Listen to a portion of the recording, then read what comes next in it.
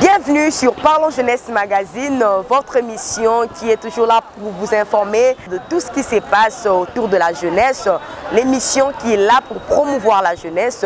Aujourd'hui, vous allez bien le remarquer, je suis devant une salle au nom de la salle Bachot, ici dans la commune de Ngaliema, vers DGC Barré, non loin de Voici l'Homme Hospital. À l'occasion de la clôture du mois de mars, le président, le jeune leader Aaron Otenga Shamgar, ensemble avec sa structure Ngaliema Coin et son ONG I'm Here, ils ont décidé d'honorer la femme. Pour clôturer ce mois de mars, ils ont organisé une petite réception, une activité.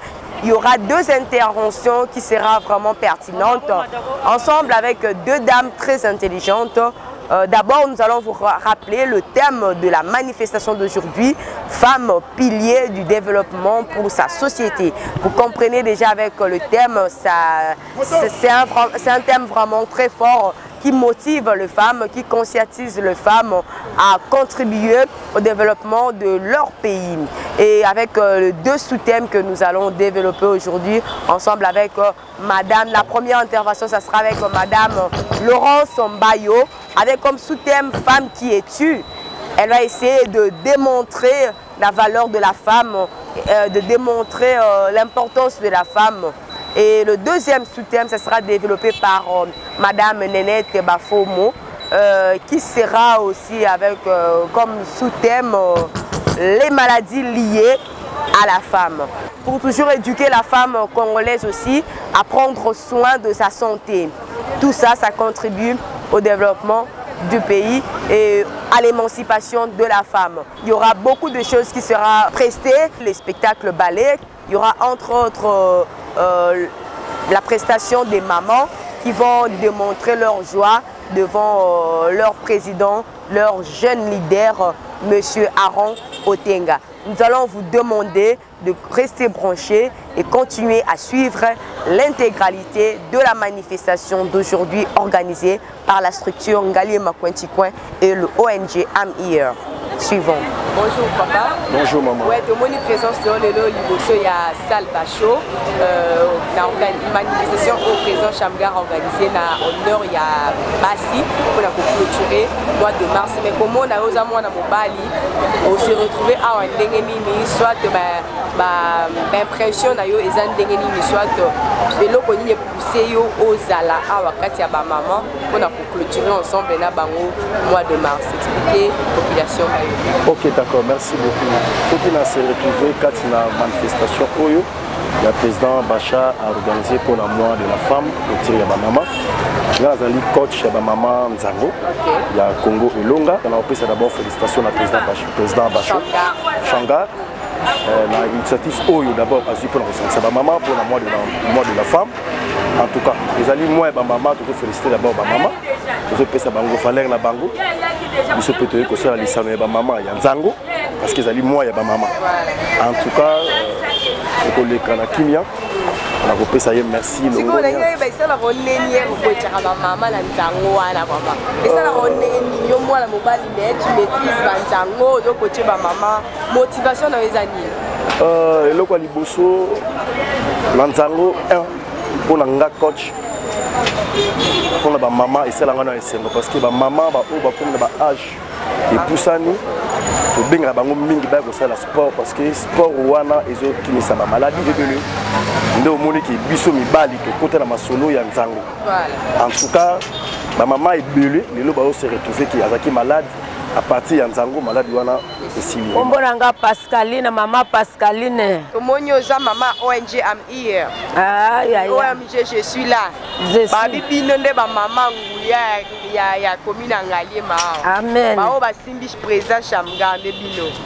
So yebisa biso donc kozana awa liboso na ya salle Bacho pour la manifestation à l'élo esengo na eza nini ero nyongo lo par rapport à journée à l'élo à clôture à mois de mars. Merci moi nangai na sepeli d'abord nazomona sai aroma kambo sala ya minene oye lekilanga na mbula nzambe na tombolaka ye mikolo nyonso mwa mobali oyo nazane eloko ya kopesa rote oyo aza semba bilokota alokota bana olifelina aza mwa malamu nyonso oyo tokosenga apesaka biso asungaka babola asungaka bato bakufela mibali nzambe na lola amona ye esengo ya lelo eza esengo ya biso nyonso mpona journée des femmes. Merci beaucoup. Voilà, comme prévu, nous allons d'abord vous demander de suivre parce que notre manifestation avait déjà débuté. Quelques spectacles de ballet parce que ces jeunes sont encadrés par le président Aaron Otenga Shamga. Suivons le spectacle du ballet et puis nous allons passer à nos intervenantes de la journée d'aujourd'hui.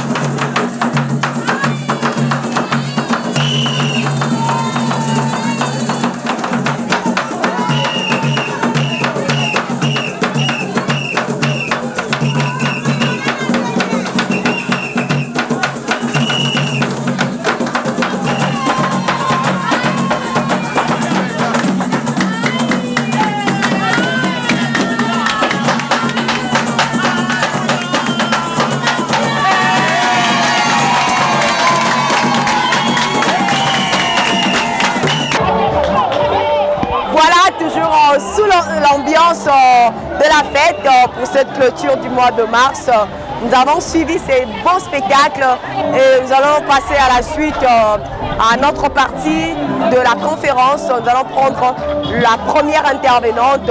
Je vous avais dit, elle s'appelle Madame Laurence Mbayo, avec comme sous-thème la femme qui es-tu.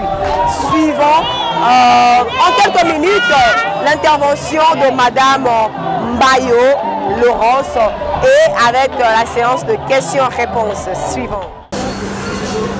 Alléluia. On n'a pas que des droits, on a aussi des devoirs. Il y a pas de raison de la maman qui quanti. Alléluia. On se dit tout le monde, les noms gagnés à zéro bouteille. Ma maman qui quoi on vit aussi ça, zéro bouteille dans la vie. Ce qui te le monde, les noms, ils payent quoi? Donc on a la sanité, donc on a la santé, donc on a 20 sanité nyonso. Il y a une péco sanité, ce n'est que la décision. Ça, c'est le devoir de la femme. On a construit, nous disons bolinga nzambe asala mwasi te po ete mobali asala nini asunga ye. Alleluya. Nzambe akela mobali te po ete mobali asunga nini me mwasi asunga nani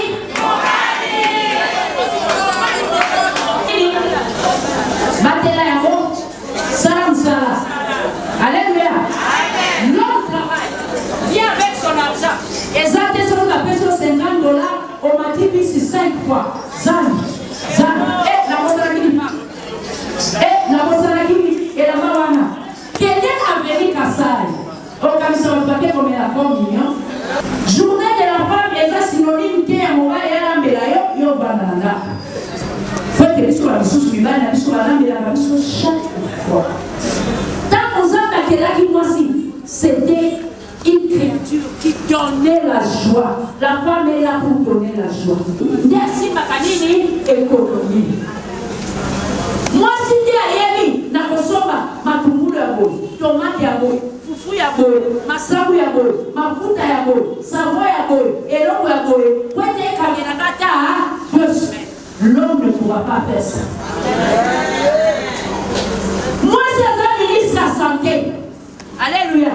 Il y a des langues. Et la main de Dieu, c'est qu'elle nous passe à la ligne.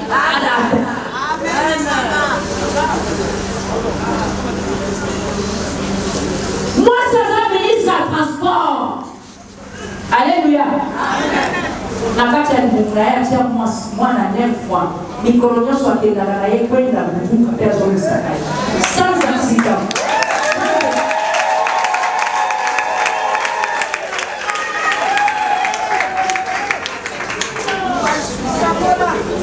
Moi, si Aza ingénieur, moi, si Aza créatrice, moi, si la Bobi Koloba, moi, si Aza Nani, Babega Kaeba surdoué, moi, si Aza Nani, Nabomega Jussunani, et les guillons Nabomega la postérité la Globali, Pessaï matière liquide, n'est pas habilité l'homme du Baota pour la haute, le Baobego Papa.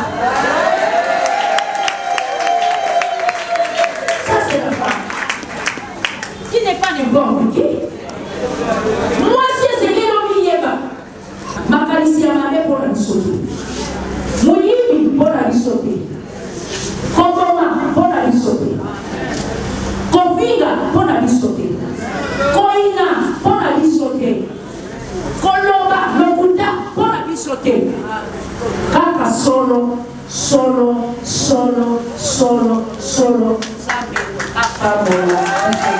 Maman Fatou Mangaza, vice-capitaine de l'équipe vainqueur de Maman Sylvie Léva.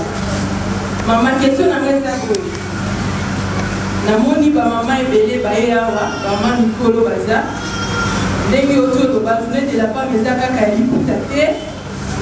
Eza makambo bele ya kuna ba maman il faut expliquer ba maman ba droit na ba mo bien. Toi biso tamsutoza ba toyebi ba droit na biso te. Eza mposa toyeba ba droit na biso eza nini. Kontuna nanga ezali boye maman alobi journée de la femme ezala biso ba dimaki ba martyr. Tolingi toyeba ezalaki na nini pe na mboka nini. Omoni makambo ya boye eza malamu mingi eza kitoko.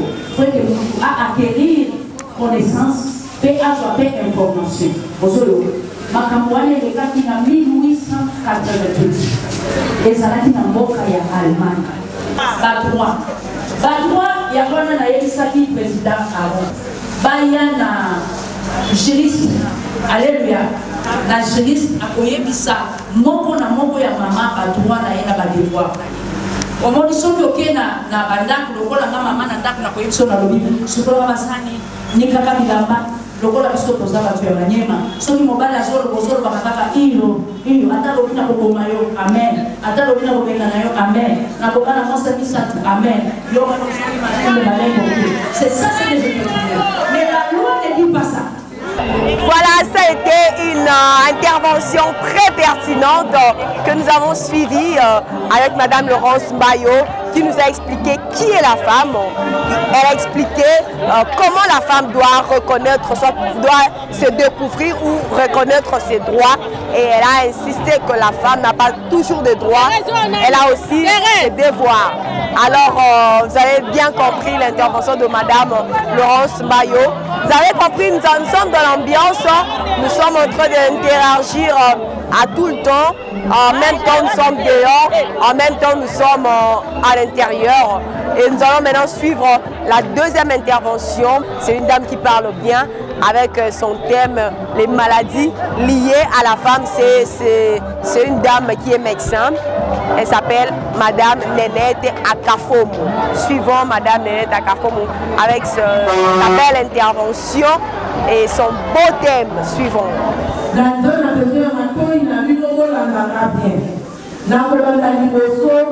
Infection urogénitale.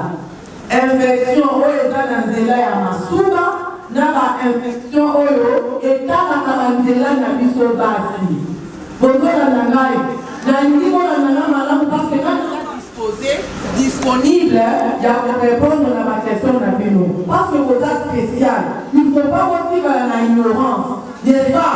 Il faut pas lokola boza spécial. Nabino ngale ekozala mopeto, nabino ngale ekozala propre, nabiso bacheke bakozala lisusu te bana bakokende kelasi ndenge moko mpe mpo na sante na biso bamama ifo tozala makasi. Bainfection urogénitale ezali nini? Ezali bainfection oyo etundisaka biso bamama. Bainfection wana ekotaka na nzela ya masuba, bainfection wana ekotaka mpe na nzela ya biso bamama. Mpona bainfection oyo ya nzela ya masuba, ngai mama, ngai jeune fille, nakoyeba ndenge nini ke nazali na bainfection. Lokola mama Laurence alekaki alobi awa, il faut koyeba ozali nani. Mwasi aza n'importe qui te. Biso basi tozali bato ya makasi. Poko bazali biologie, yo zali aide azali mutu oyo azalaka makasi. Okomona oyo soki azali professeur, oyo azali assistant. Assistant asalaka mosala makasi koleka professeur. Seke biso basi tozali bato ya makasi. Alors, quand on dit basi, tozali na bokono o babengi infection urinaire. Tokomema na katite ya ba famille na biso.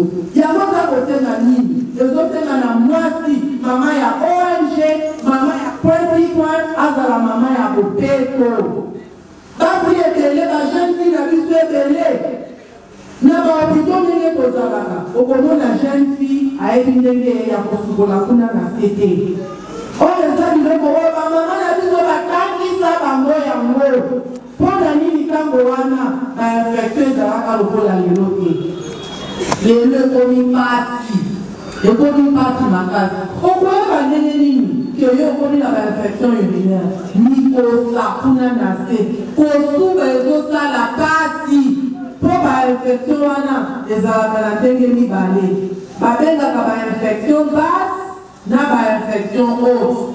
Bainfection basse ezali bainfection oyo ekotambolaka na fièvre te parce que lelo ekomi kaka fièvre moke malaria te eza yango te. Bainfection oyo lelo ekomi na base ya stérilité, mwana mwasi akokende libala kobota eza koya te. Ekomi te tata mwasi wana azalaki ndoki, koko na ye azalaki ndoki, mama na ye azalaki ndoki te. Biso bamama ya Point, biso bamama ya ONG, neti toza spécial, ifo toyeba makambo wana. Bamikosa kosuba pasi eloko alibosa kosala ezali mama banda liboso kobongisa wese. Ngai ndenge nalati boye soki nayebi so mpula na nga okokama me yo komona te nga nakoki nga naza nanu. Oza nanu tokoyi te, yeba ndenge ya kotambola, yeba ndenge ya kotambola. Yango mwana mwasi azali moto ya motuya, ifo koyeba valeur na yo. Tango koyeba valeur na yo, okobitika te okobipesa te na mobali kaka boye. Yokolakisa ete ngai na ONG na structure balobelaka biso ye bandenge kotola eloko ya mibale bainfectela na biso basi tokozwaka ngo ndenge nini na barapport sexuel. Bamama ya ONG ezalaka na batango toza na baprograme na biso kosala tosololaka mpe na bagene tolamusa bango biso nyonso ezali likambo mokuya makasi. Ntango tokosala bopeto toli antuka ngale na biso antuka pratikwa bopeto wana ekobongisa mpe atmosphère ekobongisa mpe environnement.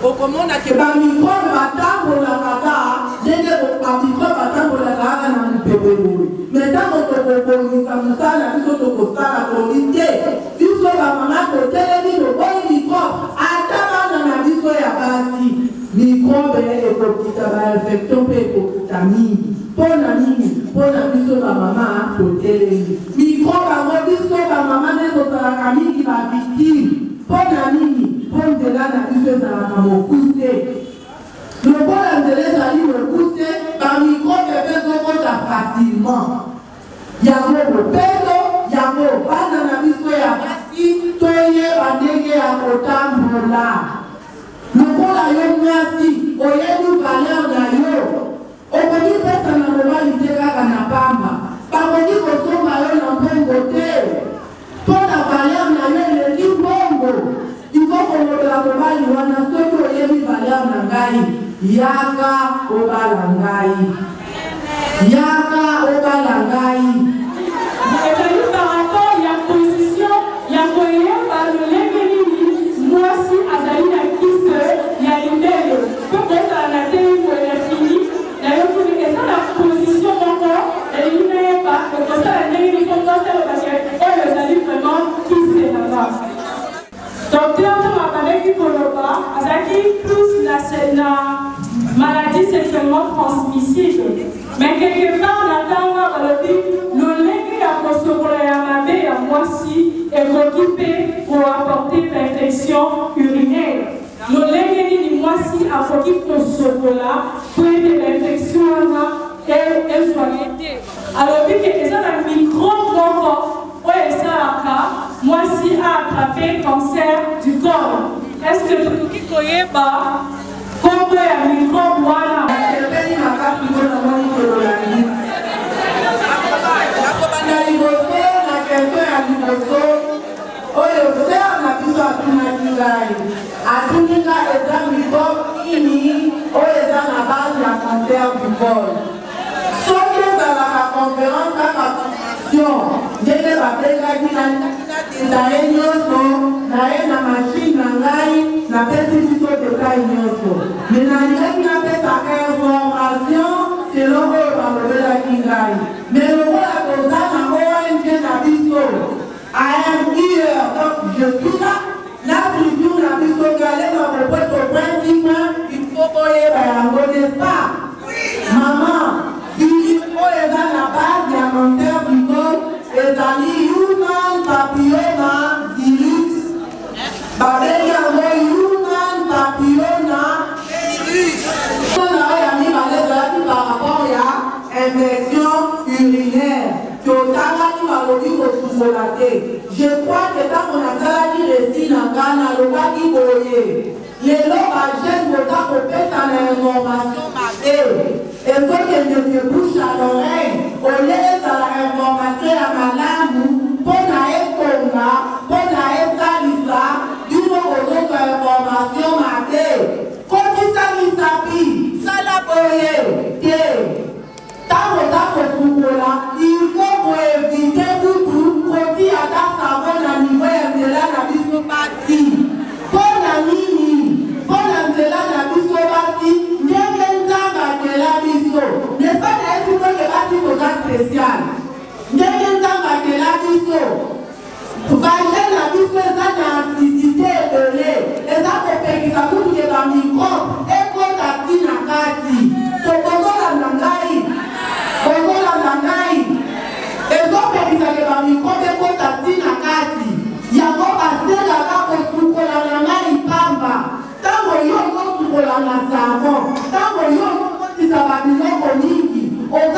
détruire oyo ndenge nzambe akeli oyo protection oyo ndenge nzambe akela biso ntango yo kodétruire protection wana mikrobe komona nzela polele eleki mpe sukola kaka na mai ya pamba ya malili evite kokotisa loboko tina kati olandinga mama question mosusu mpona ya palpation na mer ndenge nini kosala yango position nini oza ya kotelema liboso ya miroir e ozali kosala massage na yo moko oza ya kotelema liboso ya miroir nalobi teke non oza na sheri na yo nsima nanunga mpona conférence kuna mama paster wana alobaki bote nalobi yo moko liboso ya miroir osali exercice wana.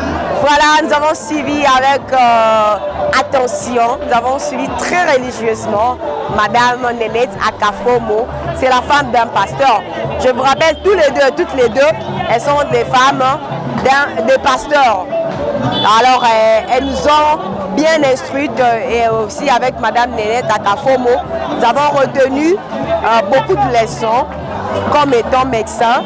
Elle nous a aussi prêché, elle nous a enseigné par rapport aux maladies liées à la femme, comment la femme doit s'entretenir, comment la femme doit entretenir même sa toilette. Tout ça, nous devons toujours encadrer les jeunes filles et les femmes aussi pour contribuer toujours au développement de notre pays. Parce que la femme, quand la femme sera en bonne santé, c'est là qu'elle aura aussi la force ou le temps, aussi le moyen de contribuer au développement de son pays. Nous avons bien suivi Madame Nénette Akafomo. Moi personnellement, j'ai bénéficié de beaucoup de choses. Nous allons maintenant passer à la suite de notre programme. Le nom est le 30 mars, est le mois de la femme. D'abord, je profite d'abord pour vous souhaiter heureux mois de la femme.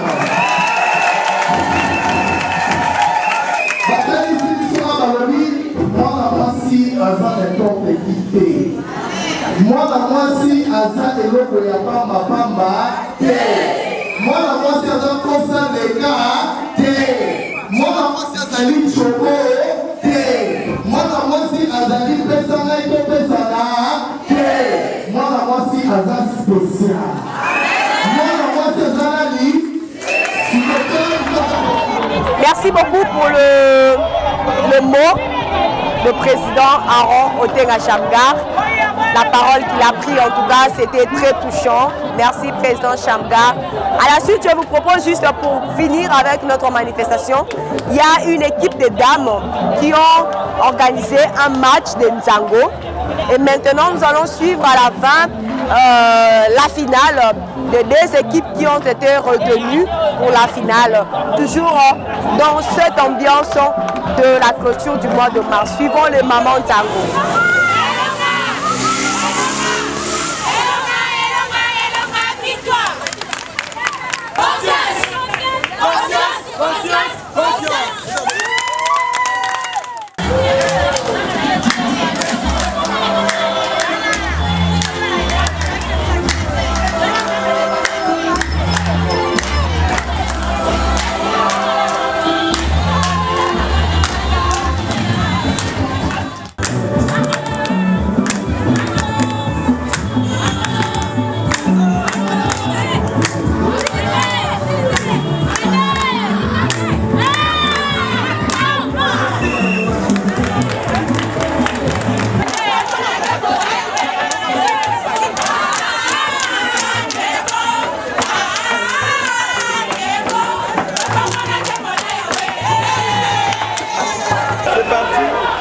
Bonjour Président Shamgar. Bonjour Maman Marie Kouyal. Voilà, vous allez d'abord commencer par vous présenter vous-même devant la caméra.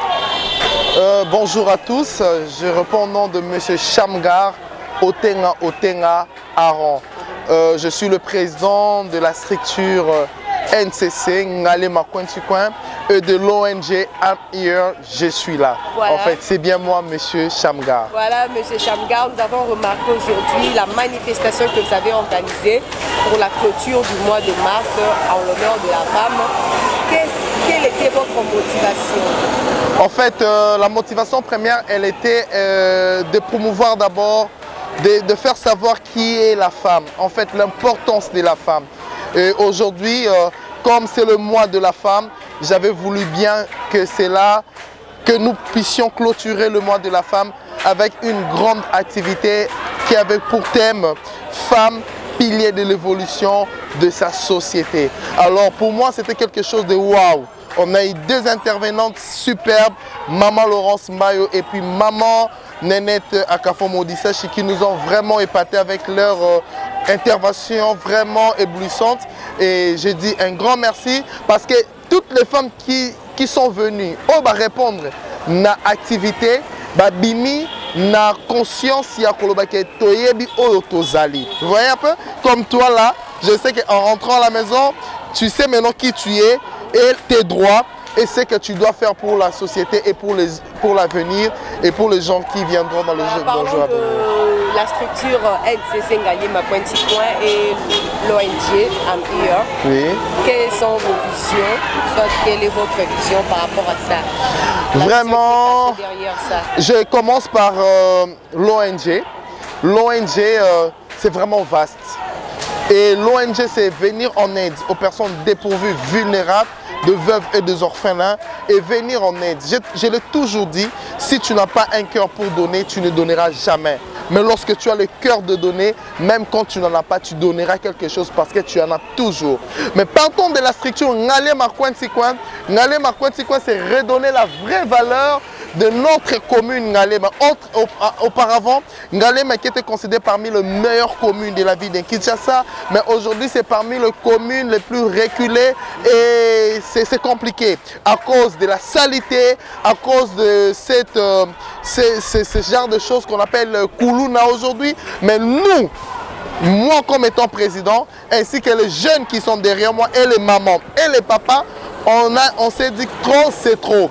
Alors nous voulons redonner la vraie image de notre commune, afin de redonner encore la vraie saveur qu'il y avait auparavant qu'on a eu à perdre. Alors c'est pour cela que je lance une invitation à tous ceux-là qui sont encore là. Boya, Ngaliema Pointe-Coin et Zayabino. Et vous en sortez très bien de gérer et l'ONG et la structure avec les jeunes et les mamans vous en. Lorsque Dieu donne la vision, il donne aussi la provision.